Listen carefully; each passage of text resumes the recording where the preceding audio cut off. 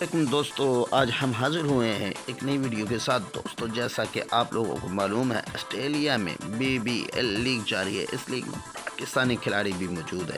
احمد شہزاد، شعیب ملک، فخر زمان، حارث رؤف، شاداب خان اور محمد حسنین۔ دوستو ویڈیو کی تفصیل میں جانے سے پہلے آپ لوگوں سے گزارش ہے کہ اس ویڈیو کو شیئر، لائک، سبسکرائب ضرور کریں، بیل آئیکن کو دبانا نہ بھولیے گا۔ اب چلتے ہیں ویڈیو کی تفصیل میں۔ دوستو حیدرآباد سے تعلق رکھنے والے فاسٹ بالر محمد حسنین نے بگ بیش لیگ میں یادگار ڈیبیو کرتے ہوئے پہلے ہی اوور میں 3 وکٹیں حاصل کی تھی۔ BBL لیگ روٹین کے مطابق چل رہی تھی۔ پیٹس بالر اچھی کارکردگی بھی دکھا رہے تھے، خوب چھکے چوکے لگ رہے تھے۔ پھر ایک پاکستانی بالر آیا، اس نے ایک اوور میں 3 وکٹیں لے کر تہلکہ مچا دیا۔ ہر کوئی اس کی بات کرنے لگا۔ یہ بات کچھ لوگوں کو ہضم نہیں ہوئی اور بری لگی اور اس کا بالنگ ایکشن رپورٹ کر دیا گیا۔ بس اتنی سی بات تھی۔ اگر محمد حسنین وہ شاندار اوور نہ کیا ہوتا تو وہ خاموشی سے لیگ میں اپنے میچز کھیل کر واپس آ جاتے۔